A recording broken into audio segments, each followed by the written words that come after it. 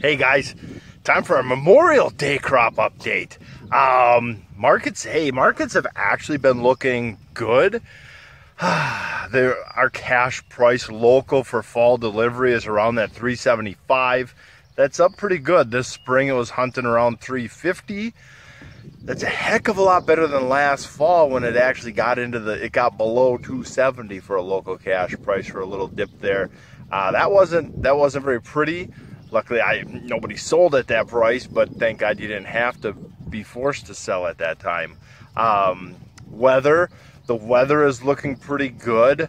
We just had a little shot, but we are in that cycle of, hey, here's 80% chance of rain, and then you barely get it's not even measurable. We had a couple little things that weren't measurable, but it's still something. Every drop counts. We'll still take it. Supposedly, today's Monday, so supposedly Wednesday, Thursday is a 90 and 50% chance of some rain and storms. We've had a 4-day stretch here of better than 90 degrees. That sun is just intense for May.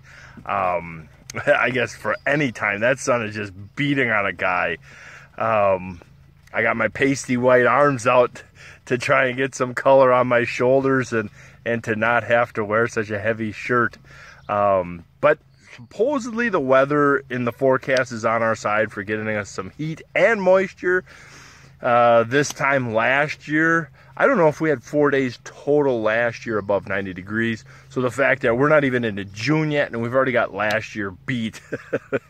I am counting my chickens before they're hatched. But we are off to a fantastic start. So markets are kind of on our side. Weather is kind of on our side. The crops had a fantastic planting season and start, and they are definitely on my side. So let's just take a quick look here. This is a cover crop pasture mix that we're gonna get some cattle. I really hope this works out because I would really love to kind of stop with a lot of soybean acres, do a lot of corn on corn, and then pasture them in the winter with cover crops intermixed kind of deal, or just the corn stalks.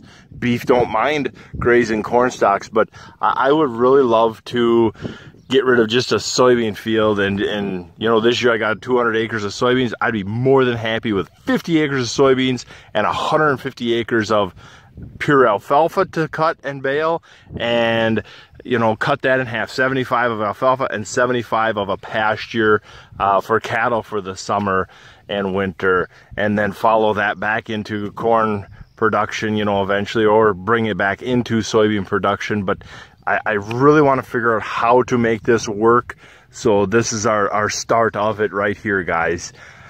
Cover crop's looking fantastic, or let's call it the pasture. The pasture's looking fantastic. The oats are coming up very strong.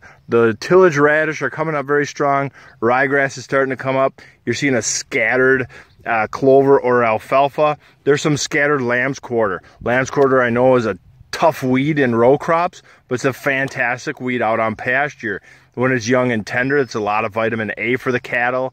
It is not the worst thing to have out on a cover crop pasture. It's another plant adding diversity to their diet, and it's another plant putting roots in the ground to feed our soil, and it's recycling nutrients. You bet, grow lamb's quarter, grow. You don't hear farmers say that very often. So yeah, it is looking gorgeous. It's getting greener by the day. These last couple days after that shot of rain, now with these days of 90 degrees, oh boy, and the pheasants must love it. There must be some bugs already out here, bug life, and then that stuff might already be starting to occur, because there was rooster pheasants the last several nights running around out here, so it's kind of neat to see. But yep, super happy with this. Gonna figure out how to expand this across the farm, but one step at a time. Let's just get the 3-acre cooking first. Let's go check the other crops. I'm here on the hillside, just on the other side of the hills where I got the planter stuck one time bad last year. This is where normally water would come out of the hill on a wet year, so the crop would really be suppressed like last year, but this year with no water, it's looking gorgeous. Yeah, for the people that say no-till don't work here, I don't know what their issue is, because it works fantastic. And the exposed dirt looks like that. Just, that's your exposed dirt, but we get under, there's moisture right there already. Evidence of all the worm life, and we don't have to go. I mean, look at, there's nice damp dirt. You can it's wet enough it can almost hold a form. We'll have moisture here. If I scratch here, there's moisture. I'm not too worried yet about moisture. I think our soil does a lot better than we give it credit for. Yeah, this is beautiful. This is just beautiful corn. I'm absolutely ecstatic. This year's corn crop at 330 acres that are looking like this. Every year prior, I would have 50% looking like this, 25% looking half this good, and 25% look like absolute crap. I am tickled absolutely pink. Got a lot of it contracted already for production at a guy. I was told, here's the price, anything above this price lock in as you see fit, and we are well above that price. So I'm happy if we can have a crop continue like this to harvest. We're gonna do good this year, guys. We're gonna do so good. But yes, corn, super excited, looking super good. Let's get to soybeans. Soybeans, we've had good price most of the spring. I got 90% almost of my production locked in because there was a couple good price rallies, and I'm like, F it, I am locking it all in, and if I come up short, I will just call them and apologize.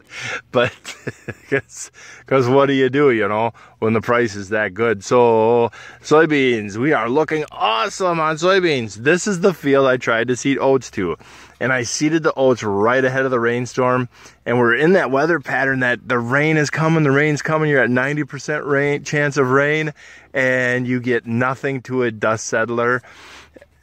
So it's very frustrating, and you just see the blackness all around you, and the wind whips up, and you're like, here it comes, and then you get nothing. Very defeating feeling. So the pre-emerge, the Roundup killed the dandelions, but the pre-emerge did not work because it was so dry that when we got that shot of rain, that ½ inch of rain, that gets that pre-emerge activated. But before it could have got activated, the oats, some of the oats kind of scattered around, made their way up, which no big deal. Oats, I do not picture to be much of a weed in soybeans. I don't see much competition there. It's not thick enough, and they will be dead soon enough when we come back out next week or so with the second pass of weed control in the soybeans. But hey, soybean crop production is looking absolutely gorgeous. Markets are gorgeous, just like the corn. The weather's kind of working with us.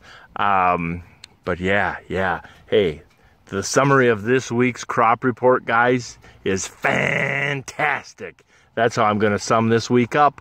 So we'll see you next week for next week's crop report, guys. Thank you very much for watching. Please subscribe if you're not a subscriber, and share these videos if you haven't been sharing them. All right, guys, thank you very much.